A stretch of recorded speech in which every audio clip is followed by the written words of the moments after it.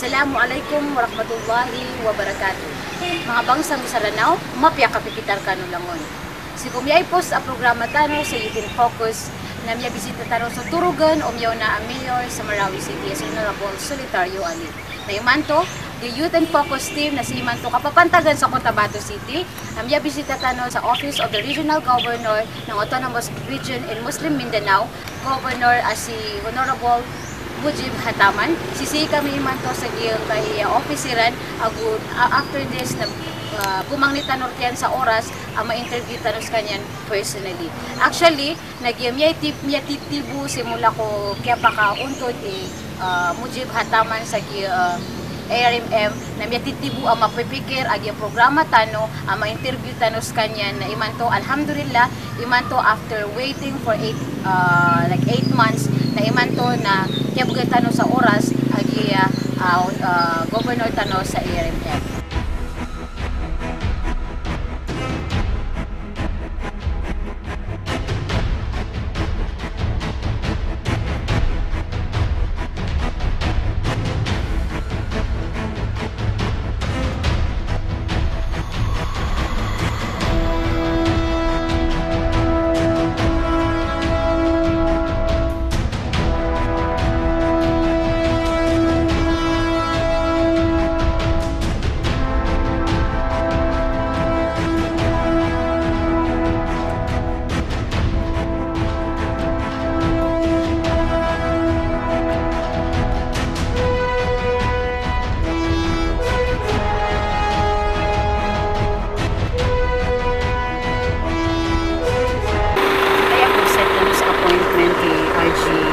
Mujib Hataman with the help of the CABSEC Northern Mindanao. Bisita ni Mantos sa conference room sa Office of the Regional Governor. Saya, kidil pa sa mga meetings o mga cabinets, executives with the Governor. Sa Mantos sa kinidakan nagyan sa mga tuladan o mga past ARMM Governor, at kaya punan Zakaria Candao, ikadua na si Lininding Pangandaman, ikatlo na si Normy Suwari, katanulugan pa sa kanya ni Farouk Hussein, at then si Zaldi Ampatuan, si Huki Alonto Adyong. Kapansin niyo na nasa giyom yan ngayon po sa mga governor na meron na tayong dalawang Maranao governor sa ARMM. Ugaid na namiyang sa kami kada picture saya o man to a present governor ay si Mujib Hataman. So may isa kami ito si kung mga staff yan na namiyatiriran na kami na di kong pikitabu i-governor so picture yan saya.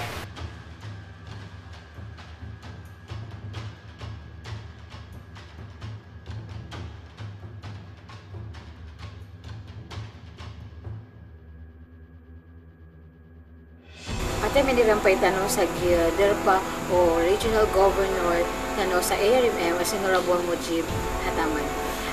For more than 24 hours sa kip na yawa, may kabuling sa kanyang panuto sa Marawi, apya holiday na dis kanya ning lubog. Ugay alhamdulillah, may kaputos kanyang gagawin saya sa Cotabato City. Iman to nagyo katatagon na katano nagyo. So, mutuwa nilan sa Astana, tausog term for Sultan's Palace. Kaya Astana nagis official residence ni Governor saya sa Cotabato City. Ano si unot ya ko mo kanta no may lay saya mabisita tano si Governor. Assalamualaikum.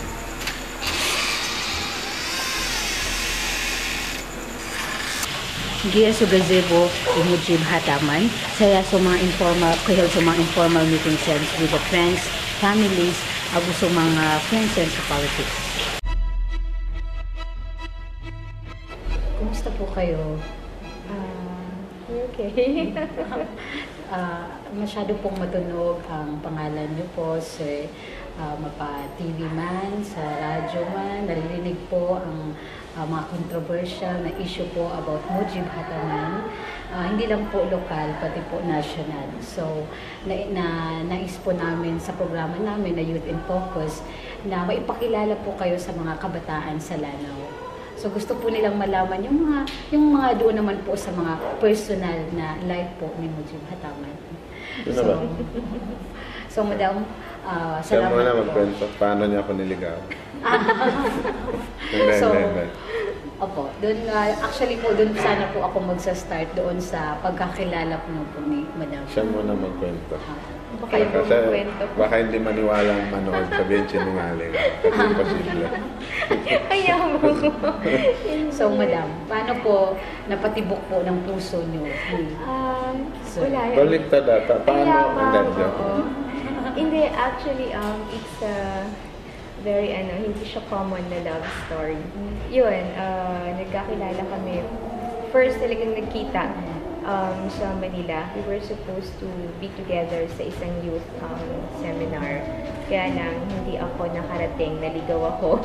And then, to make the long story short, nagkita kami sa office ng father ko, who was at that time working for Senator Shahani. So, pumunta siya doon. And then, doon kami unang nagkita. Parang love at first sight po.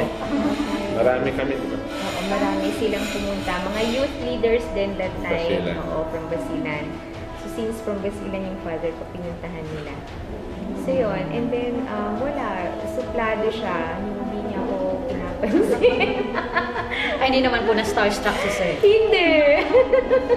So, yun. Nakikipag-usap lang siya sa father ko. Tapos, and then summer of that year din yata, nasa Basilan na kami ulit. Meron kasi silang NGO, Kahapan Basilan. And then, they invited me to join the NGO as volunteer. Tapos nag-organize din kami ng youth organization. So, yun, doon. And then, Paano po nanligaw ang isang hindi niya ako niligawan. Walang mahiyain kasi siya. Ayun lang, nagpaparamdam and tapos, in fairness kasi talagang, ako kasi, yung nakita ko that time, yung galing niya, yung tapang niya, yung tapang niya na talagang maprinsipyo. Kayo naman po, Sir, ano po yung mga qualities po na nagustuhan mo kay Madam? Ikaw naman, tinatanong. Hindi, ako Actually, hindi ka tinatanong. Kasi ang isang weakest, ko, parang sa skills-wise. Ko, yun, prinsipyado, mahusay ako mag-tacticize kung ano yung pwedeng gawin in any situations. Pero ang isang lacking ko kasi weakness ko pag writer. At that time talagang sumusulat siya sa, nababasa ko na sa digest nila. Parang publication ng Western Middle State University. At that time, parang nag-start na ako hindi, actually aktivista na ako. So, ang trabaho namin noon, talagang nag-aay ng mga potential na young leaders, na mga mahuhusay na moro. Hindi para ligawan. Kung hindi ligawan, para doon sa parang sa kilusan. Pero sa pwedeng, hitting two birds in one stone. Yeah, actually yun na. Tapos, sabi nung isang professor na kinakausap namin, from Basilan din, pati from Zamboanga City. Sabi niya, ito yung mga Muslim na potential dito na mga mahuhusay. So, parang social investigation kami lahat ng schools. Kasi at that time, out of school youth na ako. Parang hindi ko na tinapos yung college ko kasi dahil sa too much involvement ko sa student activism. So hanggang nag-full-time ako, nakilala namin, sabi ko, okay ito. Tapos marami kaming magkakaibigan. Sabi pa nung akin na. Kaya ako naman, kasi sa amin, at that time, merong policy. Pag ino-organize mo yung isang youth, bawal sa'yo ligawan. Parang, hindi naman bawal, pero parang kasi parang ang labas nun, porket ikaw ang nag-organize, pag niligawan mo, nagkagusto, parang ang labas mo, opportunista ka. So, kaya iniiwasan namin yung gano'n. Kaya, yun. Hitting two birds in one stone. Yun ang yun yung reality. Looking for potential leader, at the same time, potential wife.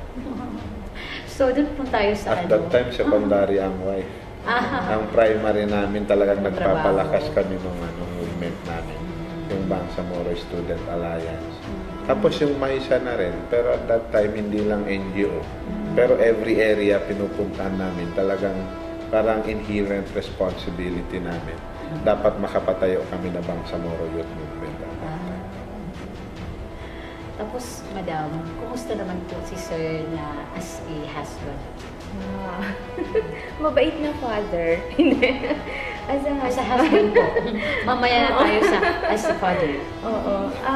Very, responsible. He's not the typical na, romantic, tweetums and all. Oo. So, mas romantic po kayo. Oo. Sobra.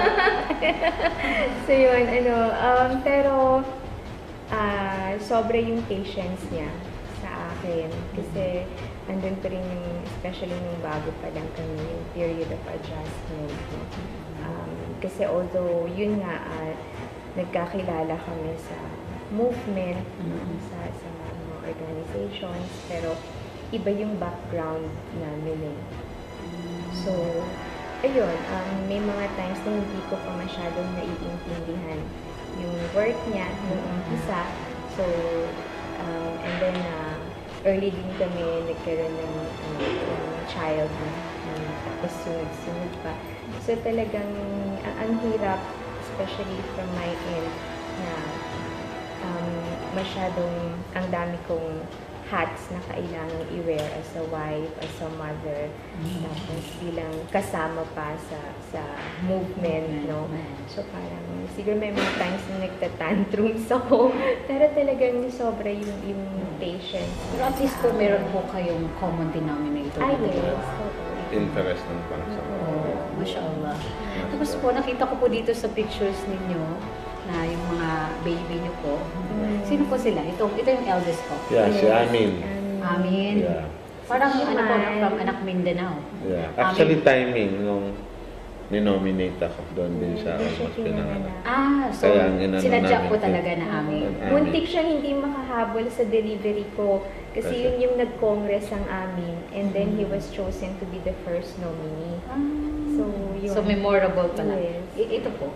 Si Iman, he's 10. Tapos si Umara, 7. Si Omar, 3. Si Mira, Mira Montaz, 9 months. Sino po yung pinaka malapit po kay sir? Ayan, yung sobrang lambing dalawa lagi ako. Sino po? Hindi, si Umara. Si Umara. Yan lang yung mayakap sa akin. Ang dalawa na ayaw na kayakap sa akin. Sino pong nagmana kay sir? Sino pong nagmana kay sir? Sa trabaho, si Amin. Sa interest. Sa interest, si Amin. Kasi grabe. In fact, talo pa niya ako pag sa libro. Talagang na wide reader. In fact, nung nag-US nga kami itong bago, bumili ng libro, Lincoln, yung history nila. For, I think, 2 weeks tinapos. So, siya nang nagkukwento sa amin. Minsan, hindi na namin nahahabol yan.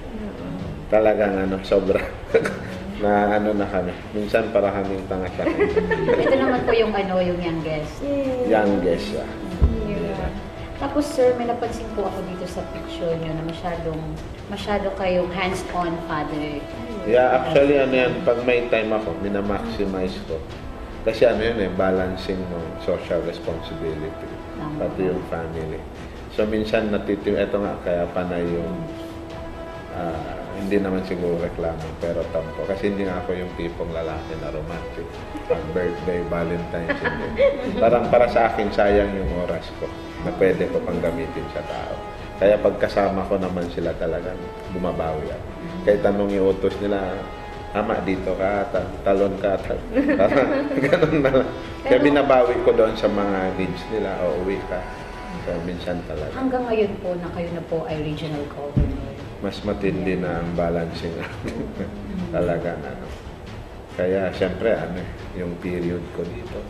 Tapos meron akong maliban sa personal, pero yung personal na yun, may relation talaga sa pagiging moro ko.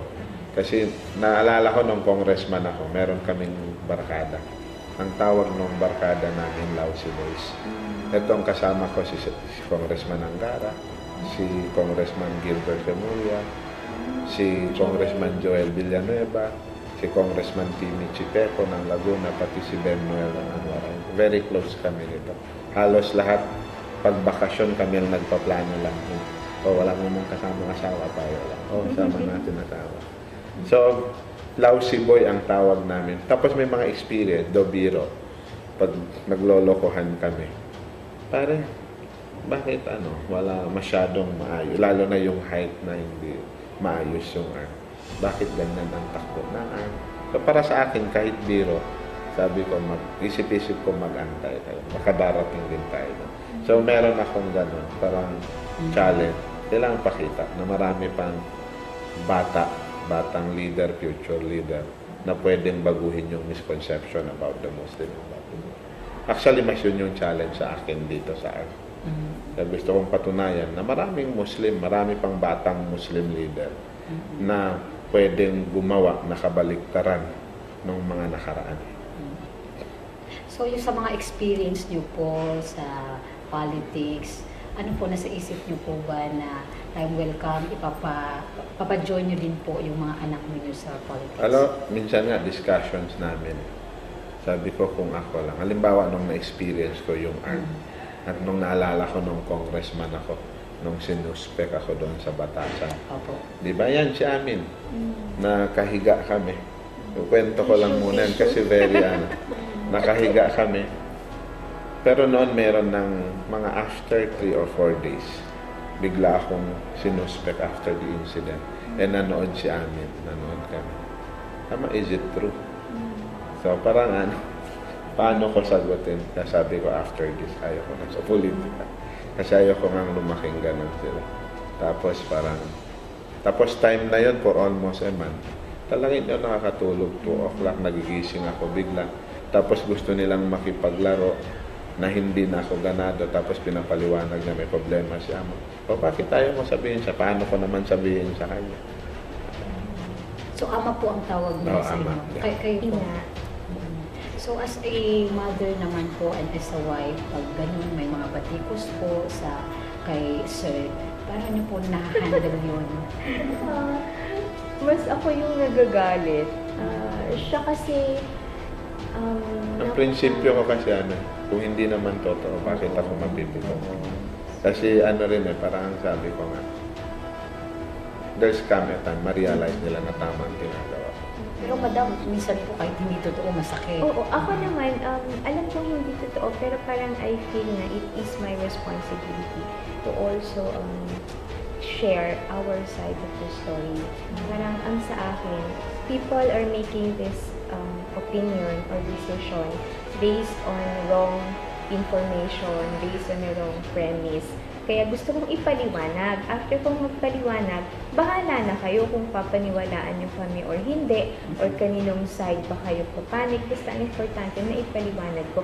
Kaya lang siya kasi talagang pag may mga ganyan, I would text him and then he'd say, ay hayaan mo na yan. Malalaman din yan nila someday na ganito.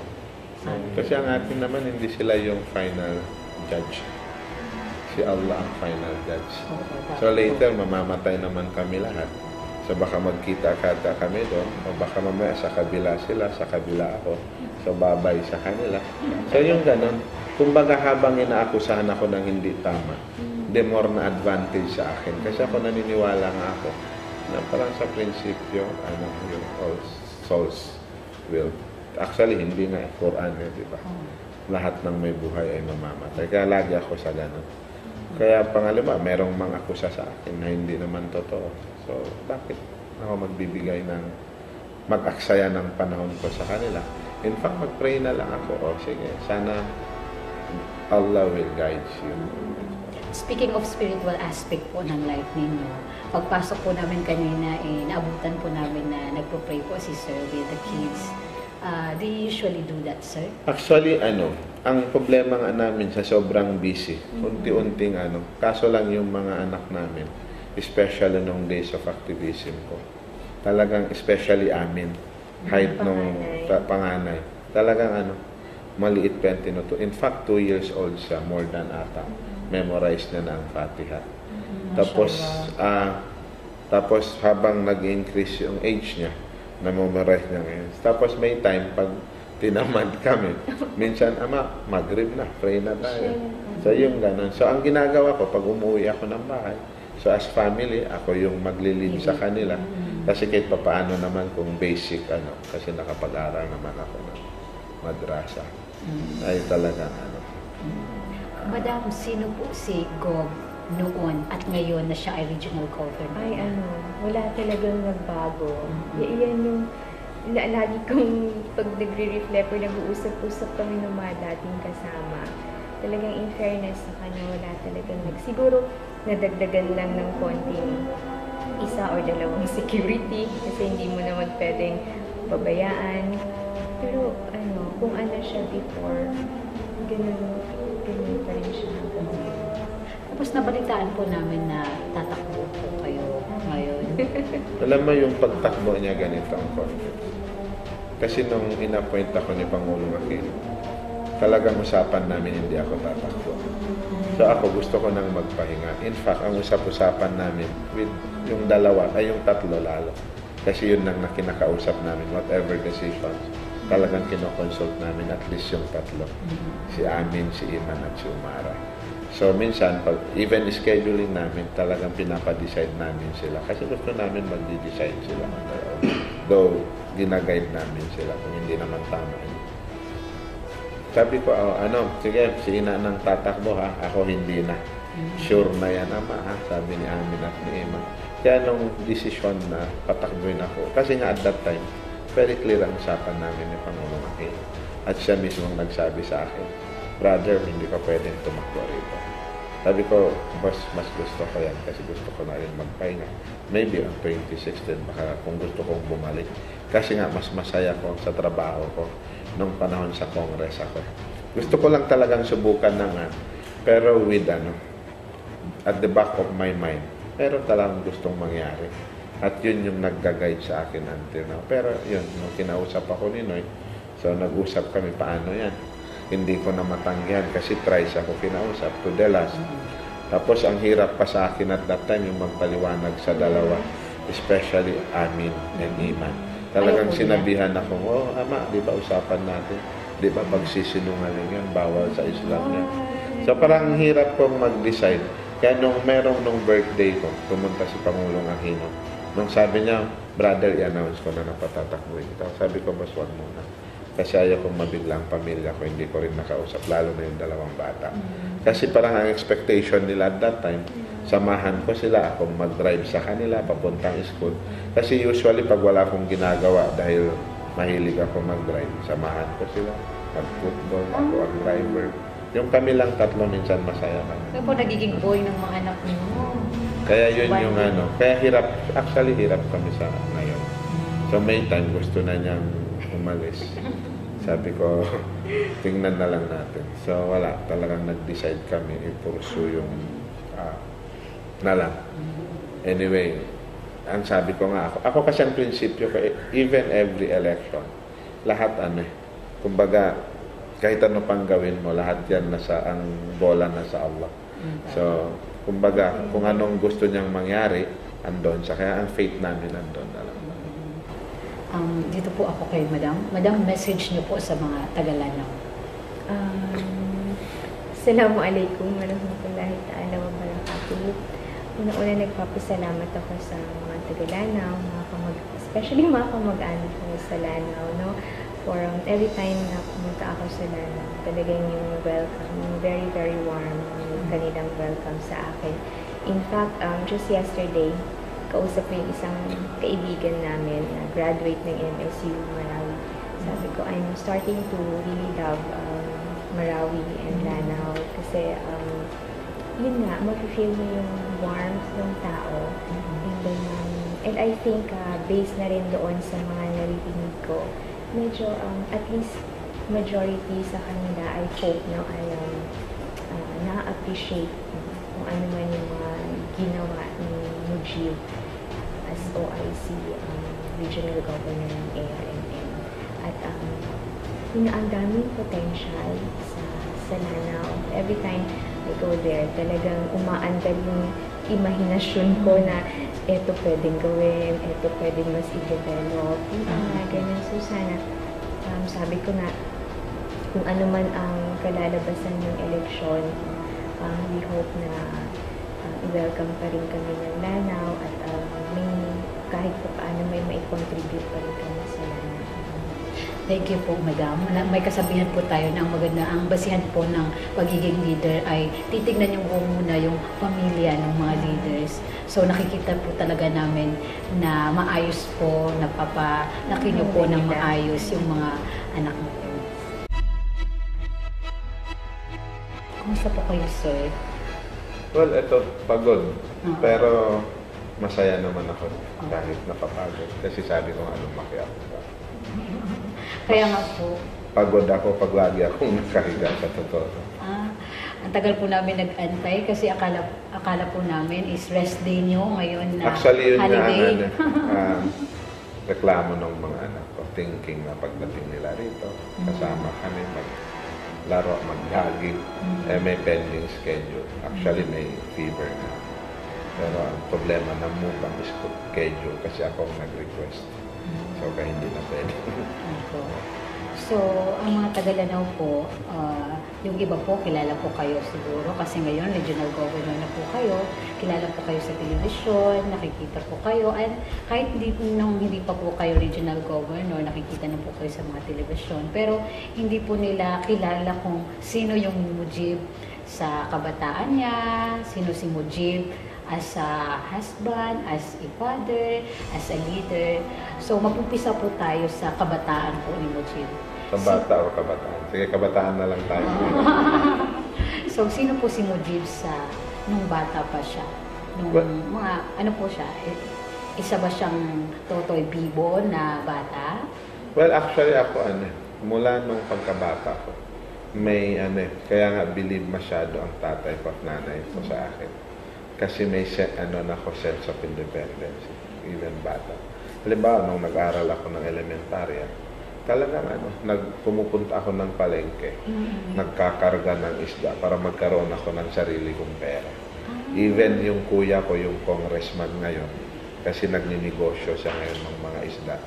So pag binubuhat yung isda nila, minsan sumasama ako magkarga. Para lang meron akong sarili kong pera. Actually po, we were thinking na galing po kayo sa mayamang pamilya na. Actually, hindi mayaman ang family ko. Kasi hindi rin mahirap. I mean, kumbaga pag sa aming baryo, tingin ko naman mas nakakataas yung level namin. Kasi yung, halimbawa, tatay ko at that time, anong age ko pa, meron na kaming lancha, meron siyang negosyong, pag nasa baryo ka at meron kang gano'n, hindi ka na masyadong mahirap. Kaso lang, may time talaga na bankrupt yung father ko dahil sa rito.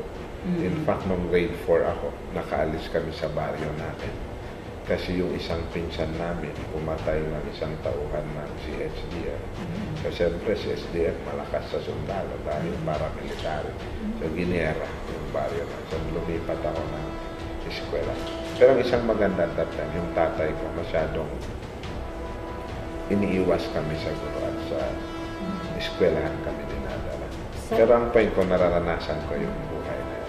Saan po nakatapos si Gob? Well, nagtapos ako ng elementary doon mismo. Bumalik din ako. Parang 1 year sa Basilan, doon mismo sa baryo namin. Siyempre, at that time, yung mga teacher namin, hindi, mga imported, hindi yung katulad ngayon, mga local. Ibig sabihin, yung mga Christian teachers pa pumunta doon sa Isabela City, to rural areas. Tapos, nag-high school ako. May time, nagmarawi ako. Nung first year high school, kasi ang tatay ko, dahil nung elementary ako, nagmamadrasa ako. Kahit bulak-bul ako. Pero ang gusto ng tatay ko, boss, kaya pinadala niya ako ng Marawi. Kaso lang, dahil very close ako sa tatay ko, pati yung kuya kong congressman, parang barkada kami that time. Talagang nami-miss ko. Parang hindi ako mabot ng isang buwan, iyak ako ng iyak. So, kinuha ako ng tatay ko at ng kuya ko. Pinaaral ako sa Isabela City ngayon. Nag-enroll ako. Pero yun din, 1 week. Sabi ko, hindi ko kaya rito pag wala kayo. So, dinala na naman ako doon sa town namin. So, doon ako nag-first year high school. After no, balik ako as second year, third year sa city. Pag fourth year, bumalik ako. Kasi parang, ang mga nagiging barkada ko, hindi na tama nung high school ako.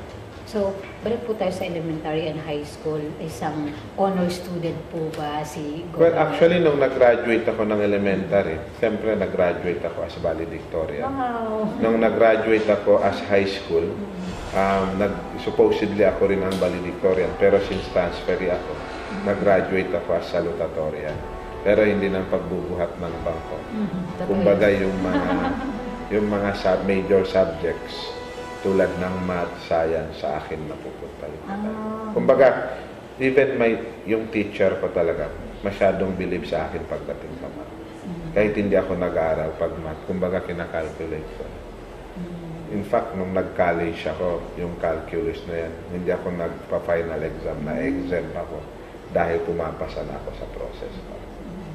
Pero sa pag-ano niyo po, sa high school naman po, saan niyo po natapos yung 4th year high school niyo? Bumalik ako doon sa town. First year doon ako. Pag second year, third year, pumunta ako ng Basilan National High School. So, nagkaroon ako ng mga barkada na medyo bulakbol, barkada. So, ginawa ng tatay ko, nilipat ako. So, doon ako nag-graduate sa town namin mismo. Sumisit National High School. So, ang governor po natin ngayon pala ay nagbulakbol din noong... Well, actually, walang nakapag-isip na sobrang ano ko. Isipin mo lang, pag umuwi ako sa amin, tataka ang tatay ko kahit sinashopping niya ako. Pag umuwi ako, tsinelas na lang at uniforme ko ang dala-dala ko. Kasi nga, yung mga barkada ko noon, talagang involved sa anti-social activities. Tapos may point, pati mga pantalon ko binibenta nila. So, because they are my friends, so wala lang kasi barkada bata. Okay. Kaso lang yung tatay ko talagang worried sa akin na. Paano po naka-recover yung isang... Actually, nung nag-activista ako, malaking bagay. Kasi nung nagsimula kami ng student activism nung sa Manila ako, so lahat ng grupo ko naman napaka-religyoso. Pag Friday, nasa Golden Mosque kami lagi. So nag-uusap tungkol sa Moro, lahat. So doon naka-recover at na-stop ko yung vision. So naka-focus na lang po kayo doon sa... ano pala yung advocacy nyo? Well, yung Bangsamoro, People's Right to Self-Determination, Human Rights, Peace. Pag may gera noon, rally na kami, kinokondemn namin. Kasi marami po kami nakita ng mga picture ninyo nung mga dati na talagang ralista po. Actually, hindi ako nagtapos ng college because of that. Kasi nung first year ako, sa AMA Computer University ako in-enroll. Although hindi yun yung kurso na gusto ko at uso at that time. So sabi ng kuya ko, total mahusay ka sa math. Bakit? Not try. So yung ate namin, kasi ang tatay ko noon medyo na. So yung ate namin nagsusustain sa amin at that time. Tapos working students na rin at that time. So yun, nung first year, nung pumasok kami sa AMA Computer, college pa at that time, first time sa history ng AMA na merong nagbarikada nung nakapasok pa kami doon as a student. So, nung second year college ako, ang ginawa ko dahil sobra na yung involvement ko at naging student leader ako. So, umaga, nag-aaral ako sa AMA. Paghapon, pumupunta ako ng UE at FU at MLQU para mag-organize ng mga Muslim. Kasi doon ang maraming yao. Kaya yung sila Penny Disimban, doon ko nakilala. Si Asek Penny. Marami pang mga kaibigan kong Maranaw. Ang iba, wala na. Sila Dimradia, doon ko nakilala. Mga youth leaders. Mga youth leaders. Nung araw, sila Samira, sila Attorney Algamar Latif, sila Attorney May Sarang. Yan, mga dati ko talagang kasama. Mga known activists din po yan sa Lanao. So, hindi po kayo napaisip kasi valedictorian po kayo. Wala ba po na ambisyon nyo na maging lawyer, balang araw, maging Actually, doktor? hindi pumapasok sa isip ko. Kahit yung pagiging kongresista at regional governor, ni imagination, hindi. So, parang plain non-partisan po talaga. Actually, nag-start yung shifting ng political minds ko nung ako'y aktivista. Pero never pa rin, nag-isip ako pumasok sa ganitong yung politika na ganito. Ang akin noon talaga. Tapos nag-NGO ako. So, nung nag-NGO ako noong 1995, actually, ang medyo nagmulat sa akin at that time, meron akong family during Ramadan. Yung bahay, pinaka-ancestral home ng lolo ko, lola, sinunog. Tapos may mga pinsan ako, first cousin kong namatay na babae, lalo akong nainganyo. Ang simula po ni Governor sa politika? Actually, nagsimula ako, noong 1984, di ba nagkaroon ng gulo sa Pilipinas dahil sa hard-long dictatorship. Tapos nagkaroon ng snap election. So sumasama kami noon kay former chairman ng MNLF. At the same time, at that time, naging member siya ng assembly ng grupong tagapagpaganap na po, si Congressman Jerry Salacudin. Mga poster boy niya kami. Poster boy, tapos tagabuhat ng mga karaoke pa noon, di ba? Karaoke para sa rally. Second, yun. Tapos, nung tumakbo siyang governor, sumasama kami ng kampanya niya. Tapos, nung tumakbo si Kando Muarif as congressman, kami yung bumuo ng kampanya niya noong 1995. So, nanalo siya, kinuha niya kung chief of staff sa opisina niya sa Long District of Basilan. Pero noong 1998, kasi active na nga kami doon sa Kahapan Basilan, actually doon na kami nagkakilala ni Dino.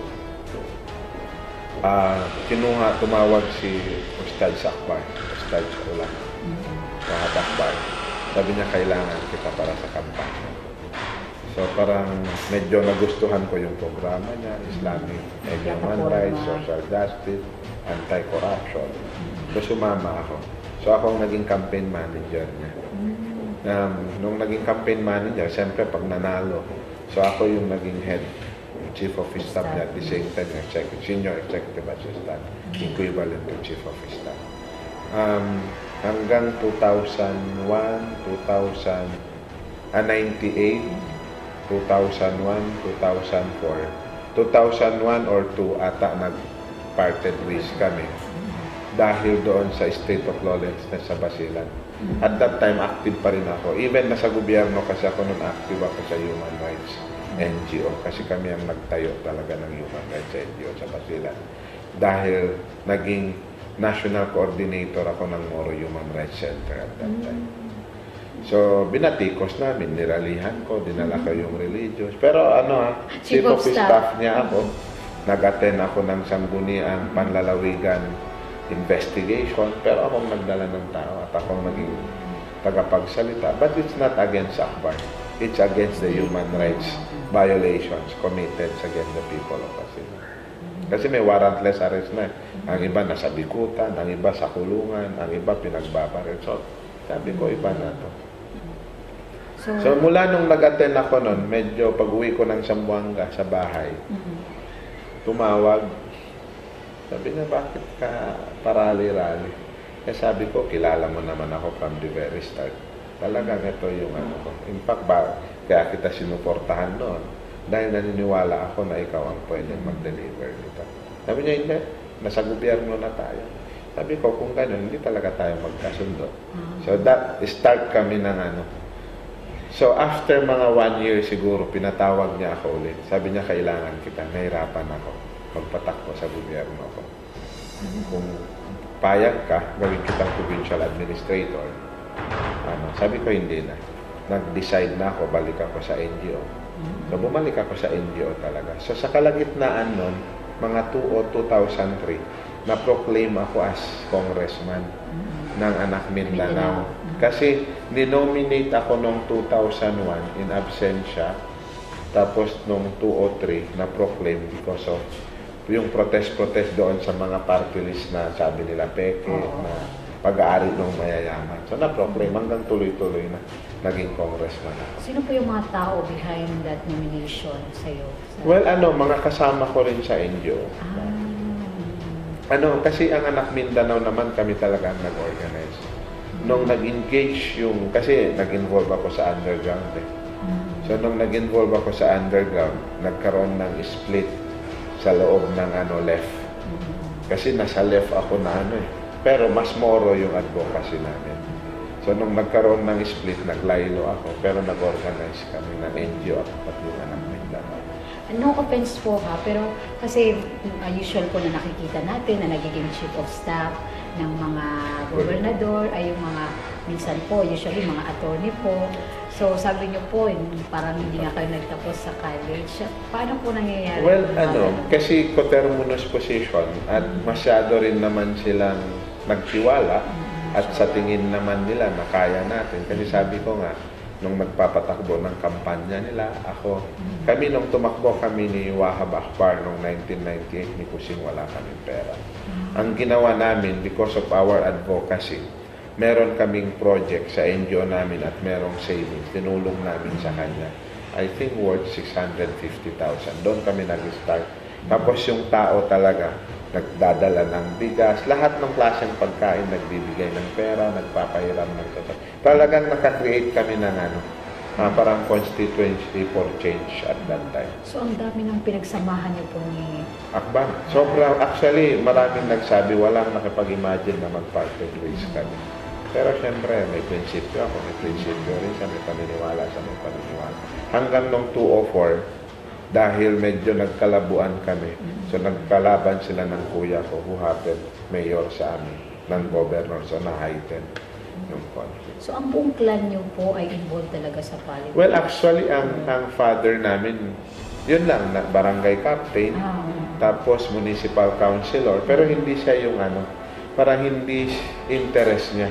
Kaso lang, dahil yung lolo namin, isa sa mga respected leader sa town, kumbaga kung merong away, talaga sa kanya pumupunta para ayusin. Ganon. Tapos, dahil mas educated yung tatay namin, though hindi nakatapos, pero siyempre panahon nun, pag ka talagang, so siya yung pinalit ng lolo namin, yung tatay namin. So, yun lang ang involvement. Mag-start ng politika sa amin, actually ako. Yung mga kapatid niyo po? Tapos yung kuya ko, nagtumakbong mayor. Sa Basilan? Oo, sa Basilan. So nanalo siya. Dati siyang aktivista. So marami rin. Actually, naunang nag-aktivista yung kuya ko. In fact, siyang nag-recruit sa akin. So, shifting from, kasi maliit po yung scope ng pagiging congressman kaysa yung sa regional governor, kaya rin po yung dinadala nyo. So, paano niyo po yun? Actually, mas mabigat. Challenges? Ang point ko lang, nung tumakbo akong provincial governor, actually, tinalo ako ni Governor Akbar. Pero, so, nag-rest kami. Tapos, dahil sa opposition kami at that time, si Pangulong Aquino, magkakasama kami sa opposition, especially during impeachment against Gloria. Talagang kami, kumbaga kami yung pinaka-core na matibay yung posisyon at that time. So, nag-start. So, nung campaign, nung tumakbo siya, kwento ko lang to para makita. During nung campaign, tumakbo akong governor, pero bago siya tumakbo, 2 days before nung nag-declare siya, tumawag sa akin. Parang sabi niya, brother, tatakbo ako. So, wala akong kilalang Muslim. Ikaw lang. At ikaw lang yung, kumbaga, sobra yung trust, pagtitiwala ko. Kasi parang nakwento pa niya at that time sa akin, nung panahon ng daddy ko, sabi niya, isa lang din yung matalik na kaibigan Muslim. Yun yung si Congressman Rashid Bukman. Sabi niya, so ngayon sabi niya, ikaw yun. Kaya sabi ko naman sa kanya, boss, sabi ko, wala pa naman din akong partido. At talagang sinabi ko sarili ko, pag ikaw ang tumakbo, kahit hindi mo tawagan sa akin. So yun na. So nung nagbuo, meeting kami, nag-umpisa ang takbo. So one time, kumain kami. Siya, si Secretary Mal, si Ping Lacson, si Jambi, si Abaya, kasama yung 3 Salausi boys na barkada ko, si Congressman Joel Villanueva at si Congressman Sani Angara. Kumain kami. So nagkukwento kasi height yun ng martial law rito sa Maguindanao, yung campaign. So marami siyang tinanong kasi nga nasa congressional, nasa joint session kami at that time about the declaration of martial law. So nung nag-break, kumain kami sa labas, siya nag-sponsor. Ang dami naming kwentuhan. Hanggang nagbiro siya, brother, pag magiging Pangulo ako, gawin kitang governor. So sabi ko sa kanya, boss, sabi ko, pag manalo akong provincial governor, pasensya ka. Hindi ako papatol. So, yung mga challenges po sa... Well, yun. Actually, mas relax yung congressman at kaysa Siyempre. rito. Pangalawa, mas masaya ako sa Congress kaysa sa rito. Pangatlo, yung advocacy ko, mas napopromote ko sa Congress kaysa dito. Kumbaga rito, ang dami mong amo. Andyan yung mga governors, siyempre kailangan mong ikonsulta, andyan yung mga mayors, andyan. Ang dami mong adjustment from legislative to executive. So, ang pinakahamon, siyempre, sabi pa ng iba, yung risk na papasukin. Pero ako naman, from the very start, kung talagang saan ka, kukunin ni Allah doon ka. Kaya ang lagi kong kinukwento nga sa mga kaibigan ko at sa mga nagre-raise ng question na yun. Sabi ko, yung tatay ko, namatay buwan ng Ramadan, after subo prayer, natulog ulit namatay. Pero may time, nung elementary ako, dumaan yung jeep na sinakyan namin, inambus ang jeep, hindi kami namatay at hindi kami nasugatan ng tatay ko. So, no, bakit siya? So, ibig sabihin, parang ang point ko, kahit saan ka. So, yung ganong issue, do, siyempre, yung pamilya ko, ang concern namin, maliit pang mga anak ko. So, ang worry ni Mrs. parang, uy, mag-ingat ka kasi yung mga bata maliit. So, may ganon consideration ka. Pangalawa, ang masaya na rin ako rito dahil nung nakita ko, marami kaming nagawa kumpara sa ano. Tapos marami kaming tao na nakikita mas masaya sa ginagawa namin. Pangatlo, parang nakakataba rin ng puso sa tuwing pumupunta ka sa community. Dati sa NGO ako, pag pumupunta ka, as NGO ha. Pag dito, parang sabihin ng tayo, napakasimple naman ng governor na to. Ay, hindi nag-escort ang governor na to. Tapos sabihin sa'yo, alam mo ko, first time na may regional governor pumunta rito. Kaya parang parang point ko talaga. So, sinasabi ko lagi sa kanila, ang gobyerno ay kayo. Kami parang public servant, kailangan namin ang babagi. Nung bumisita po kami sa conference room, nakita po namin yung mga pictures ng mga Governors. governor. So, i-introduce ko po sana yung picture. Sabi ko, wait, bakit walang picture dito ni Sir?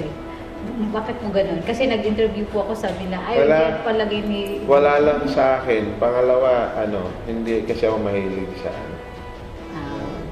Kaya nga, ang ibang mga staff ko, dapat daw magpagawa.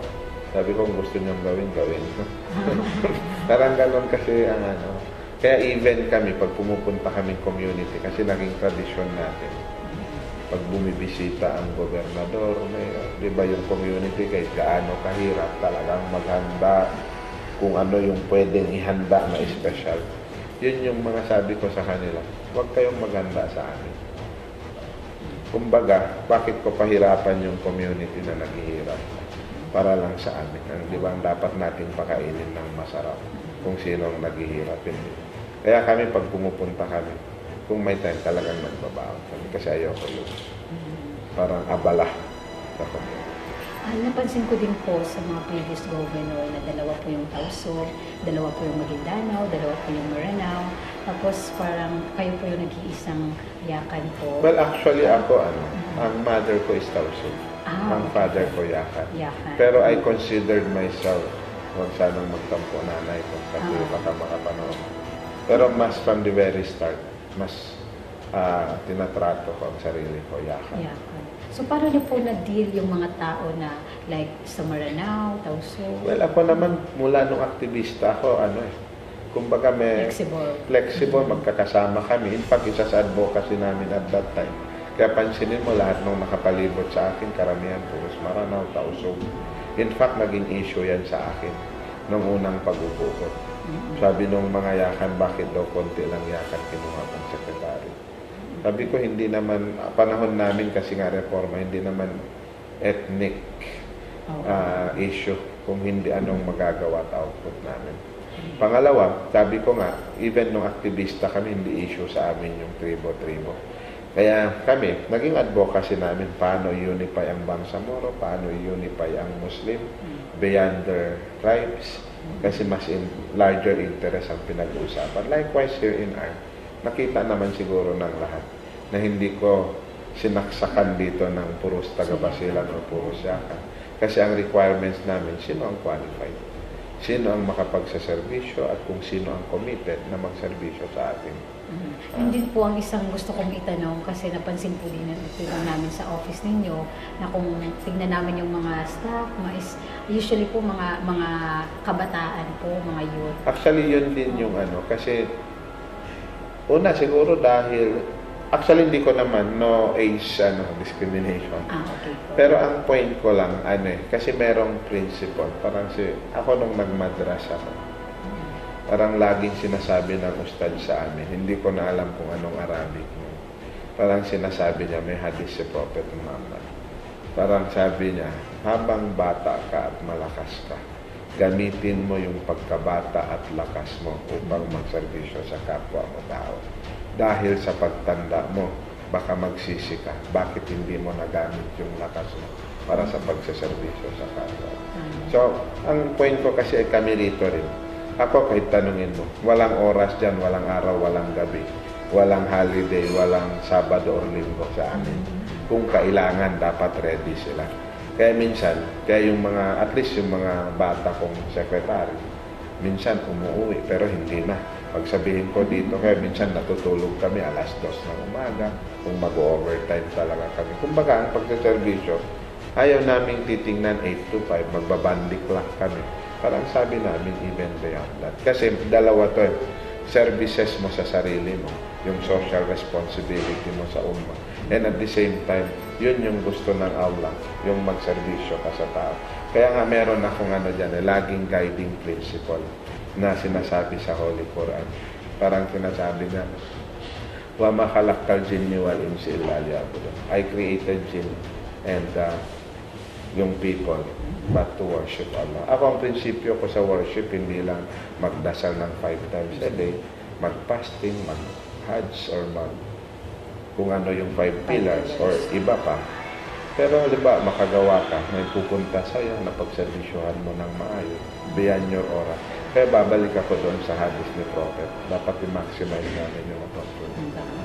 So, yung usually po pagpili nyo ng mga tao dito, ano po yung mga kinukonsider ninyo? Kumbaga, standard, criteria? Una, alam niya yung gagawin niya. Of course. Pangalawa, yung commitment niya to serve the ummah. Kasi hindi man pwede, magaling ka pero tamad ka. O namimili ka lang, pasensya ka, holiday ngayon, kailangan ko doon sa pamilya ko. Eh sabi ko nga ako, governor ako. Halos minsan yan yung comment sa akin, hindi ako makakauwi kung kailangan kasi Kasi ang pamilya ko, andyan lang yan. Andyan naman sila. Pero talaga kung meron akong, pagbabalanse ko nung to serve my family and to serve the ummah. Pero ang premise ko lagi, my family is part of the ummah. So pag pinagsilbihan ko ang ummah, pinagserbisyohan ko ang pamilya ko. Yun yung prinsipyo ko dyan. Pero kung may oras kami, talagang kahit anong gusto ng mga anak ko, kahit hindi ko ginagawa, pinipilit kong gawin para mapasaya ko sila.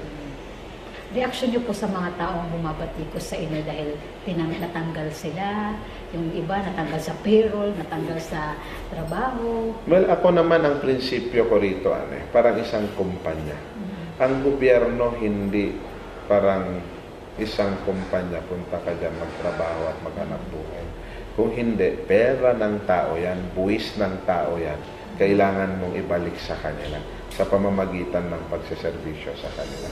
So, doon sa mga dating tao, halimbawa, mga contractual, casual, hindi ko tipo yung nakakakita ako maraming nakaupo.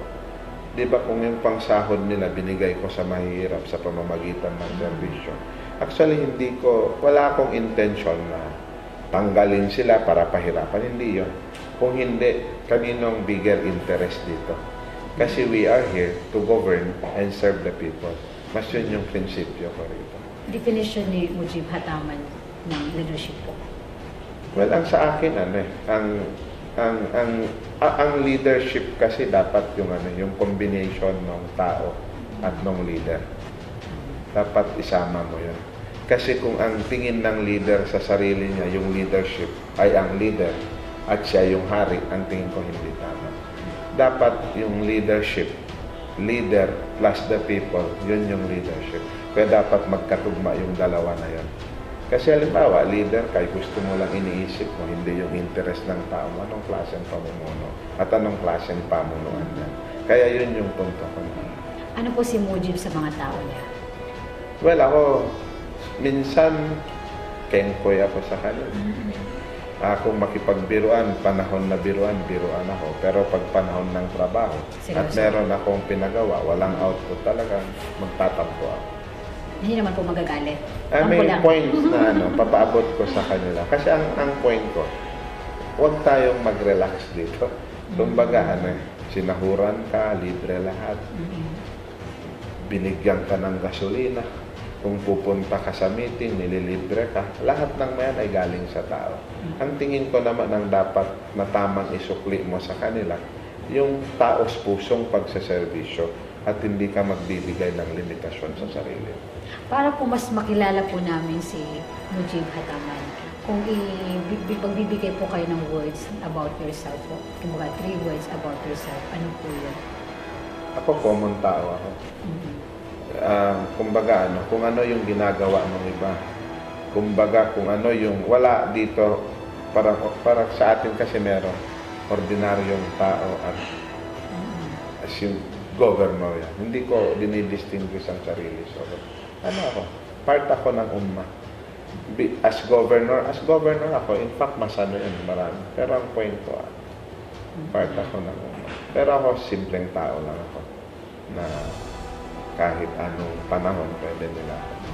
Ano po yung bagay na pinaka-importante kay Mujib? Importante sa akin. Yung pamilya ko. Tapos yung pagsaservisyo sa tao. Parang may emotional na po kayo. Pag pamilya na po ang pinag-usapan, ano? Bakit po tatakbo si Mujib Hataman? Actually, pinatakbo ako. Una, yung mga reformista sa loob ng ARN at pangalawa si Pangulong Aquino. Pero may dahilan si Pangulong Aquino because of the framework agreement. Dahil doon sa roadmap. After nung signing ng framework agreement, magkakaroon ng comprehensive compact at magkakaroon ng isang batas para magkaroon ng Bangsamoro government. At in between noon, merong transitional authority. Kaya sa amin, ina-expect namin by 2015 ay talaga hanggang 2015 lang kami. Kaya nga sabi ko nga kanina sa background ko, na talagang matinding negosyasyon tong pagtakbo ko. Pero nung nakita ko rin yung wisdom nung sinabi ni Pangulong Aquino na kailangan kita at wala akong pwedeng mapakiusapan kung darating ang panahon na handang magsakripisyo at bumaba para pagbigyan yung transitional authority. Pangalawa, ang tingin ko, marami pa rin kaming dapat gawin. Sa totoo lang, marami kaming dapat gawin. Una, mula nung nagsimula kami, sabi nga namin, meron kaming dinevelop na 3 pillars of reform. Yung matuwid na pamamahala o yung good governance, yung peace and security, pati yung service delivery. Yung dalawa na to, yung governance, pati yung nasimulan na namin, inaayos na namin. Ang open bidding ay andyan, hindi katulad ng mga dati. At stricto kami. Piniljeps namin, public website namin, budget namin, andyan lahat sa website namin. And in fact, 2 days ago or kahapon, pumirma kami ng isang kontrata. Nag-allocate ako mula sa special purpose fund namin para doon sa open governance system. Kumbaga, merong isang technology, i-develop dito sa loob ng ORG ang lahat ng transaction ay nakikita. So, para walang pagdududa ang tao sa amin, wala kaming itatago sa kanila. At ang tingin ko, ito yung mahalaga. Dahil alam naman natin sa loob ng 2 dekada, talagang yung misconception and perception against ARM is so negative. So parang ang gusto namin, paano namin to baliktarin into positive, na hindi lang kami ang makikinabang dito, kung hindi yung buong rehiyon at buong Muslim Ummah, lalong-lalo na Autonomous Region and Muslim Mindanao. Second, gusto namin ihanda rin yung bureaucracia at yung buong institution ng ARNM para sa kaming Bangsamoro. Then, yung service delivery namin. Sa service delivery namin, nagbuo kami ng convergence, nag-devise kami ng isang programa. Kung tawagin namin ay ARM Helps at ang approach ay convergence o pagtutulungan o bayanihan. sa component ng basic health, education, livelihood, pati yung peace and security. Ang medyo challenging talaga rito is yung peace and order. Pero kahit ganun, at least slowly na-activate namin yung mga Peace and Order Council. Kasi hindi naman under sa amin ng AFP, hindi naman under sa amin ng PNP. Pero hindi lang naman kasi role ng PNP at AFP yung issue ng peace and order, mas issue to ng tao. So, kailangan natin ng empower. At pinakahuli ako, gusto ko bago ako bumaba rito, magkaroon tayo ng isang broad reform constituency. Yung empowered community, yung objectively, pag pumili sila ng sarili nilang leader. Ang tingin ko, yun lang yung panahon na magiging maayos ang ating riyon. Kung ang tao mismo ay naniniwala na responsibilidad nila primarily ang paglagay ng isang tamang leader na tunay na responsable at nagseservisyo sa kanila. So ano po ang masasabi ni Mujib sa 15 months na servisyo niya sa ARMM? Well, ako sa totoo lang masaya ako. Kasi nararamdaman na ng tao yung reforma.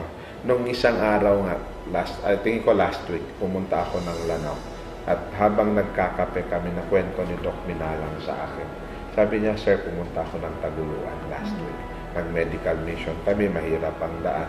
Pero alam mo, nung nag-forum kami doon, merong isang teacher dito. Kayong mga teacher, pag hindi kayo magtuturo at kayong mga kapitan mag-opisina, isusumbong ko kayo kay Gumataman para maituturo. I mean, talagang nakikita nila, meron tayong, talagang seryoso tayo sa issue ng reforma na to.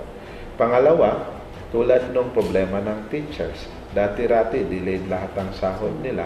Or pangalawa, dati-rati, maraming aligasyon na merong bayaran at suhulan pag nagre-recruit ng teacher. Malinaw ang aming policy.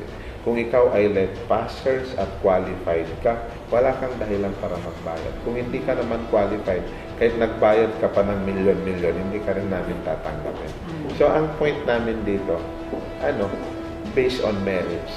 So, yun yung mga bürokrasya na yun yung mga dapat mabago natin sa bürokrasya. And at the same time, halimbawa sa fiscal management, dati-rati nung kinuha tayo, nung 2010, nang lumabas na report nila, bilyon-bilyon ang cash advance natin. Dito sa amin, pinagbabawal na namin ang cash advance.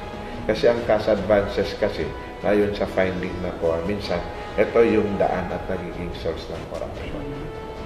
Vision po ni Mujib sa ARMM. Kaya ako gusto ko magkaroon ng isang ARMM o isang rehiyon na mapayapa at magkaroon ng isang matuwid na pamamahala.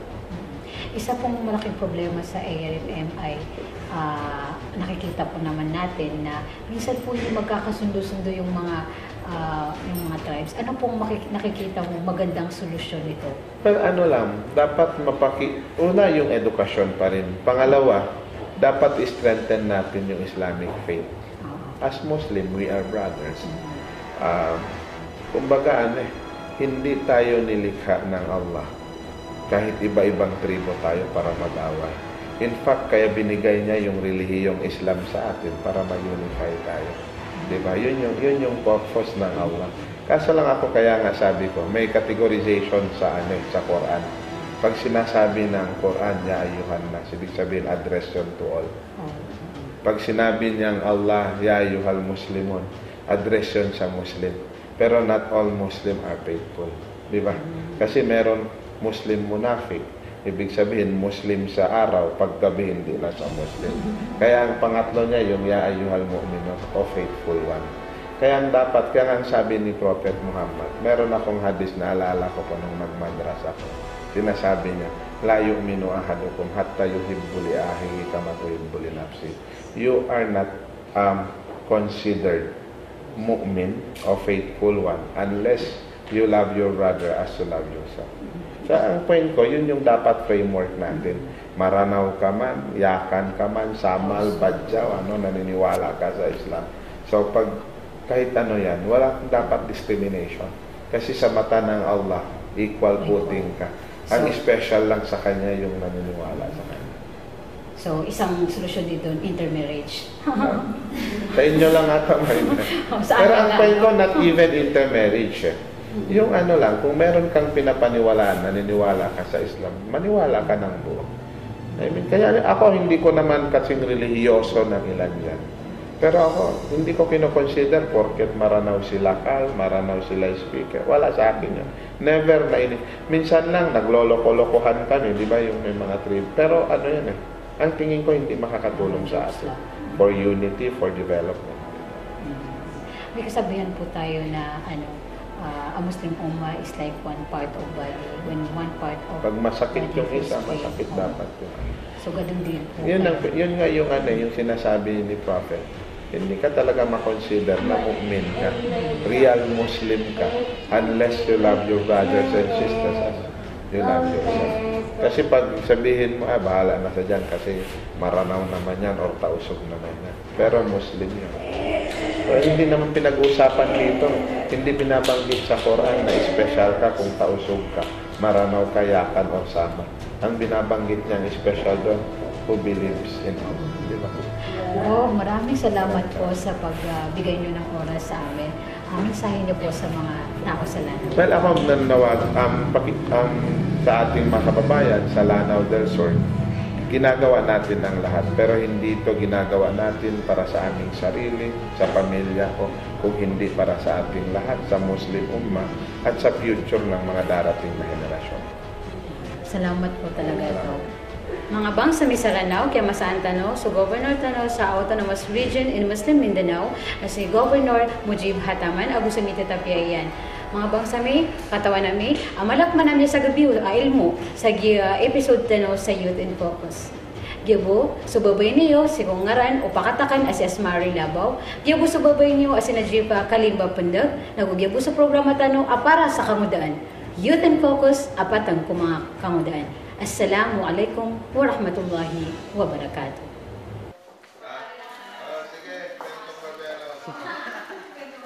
Matesi kami man to kapapantagan sa Kalanugas, nakataya kaya pagtuyo namin ito kaya ubiyan si